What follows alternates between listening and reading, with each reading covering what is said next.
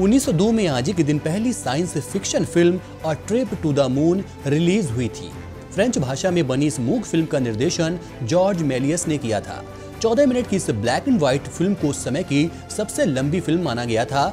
इस फिल्म में खगोल शास्त्रियों के एक समूह की कहानी दिखाई गई थी जो चांद पर जाकर उसकी सतह पर रिसर्च करते हैं। खगोल शास्त्रियों का एक दल कैप्सूल के जरिए चांद में भेजा जाता है जिसे एक तोप के जरिए लॉन्च किया जाता है। 1921 में आज के दिन बॉलीवुड के मशहूर फिल्म निर्देशक सत्यजीत रे का जन्म हुआ था। यथार्थवादी धारा की फिल्मों को नई दिशा देने के अलावा साहित्य, चित्रकला जैसी अन्य विधाओं में भी सत्यजीत रे ने अपनी प्रतिभा का परिचय दिया था। 1950 में सत्यजीत रे को लंदन जाने का मौका मिला, जहां उन्होंने लगभग 99 अंग्रेजी फिल्में देख डाली। इसी दौरान उन्हें एक अंग्रेजी फिल्म बाइसिकल थीव्स देखने का मौका मिला। फिल्म की कहानी से सत्यजीत रे काफी प्रभावित हुए और उन्होंने फिल्मकार बनने का निश्चय कर लिया। साहित्य और बॉलीवुड में अपने योगदान के लिए सत्यजीत रे को भारत रत्न, पद्म विभूषण, दादा साहब फाल्के पुरस्कार से नवाजा गया था।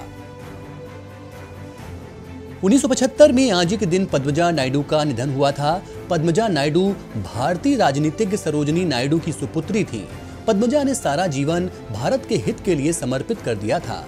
21 वर्ष की आयु में पद्मजा नायडू को हैदराबाद में भारतीय राष्ट्रीय कांग्रेस की संयुक्त संस्थापिका चुना गया था।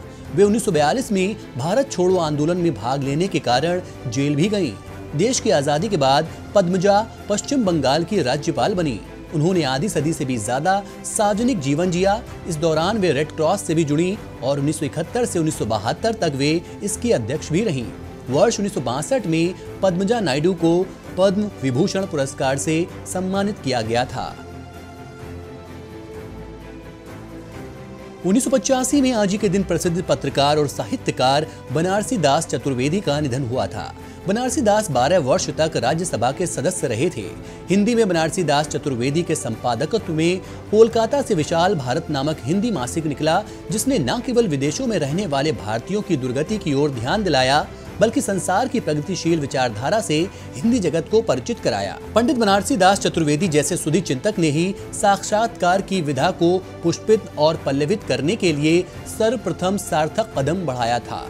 वर्ष 1973 में साहित्य एवं शिक्षा के क्षेत्र में योगदान के लिए बनारसी दास को पद्म भूषण सम्मान से नवाजा गया। 1997 में आज के दिन ब्रिटेन में 18 वर्षों बाद लेबर पार्टी सत्ता में आई और पार्टी नेता टोनी ब्लेयर को प्रधानमंत्री चुना गया। टोनी ब्लेयर ब्रिटेन के संसदीय इतिहास में प्रधानमंत्री बनने वाले सबसे कम उम्र के व्यक्ति हैं। लेबर पार्टी ने 1997 का आम चुनाव 179 सीटों के भारी बहुमत से जीता। यह उसका अब तक का सर्वश्रेष्ठ बहुमत था।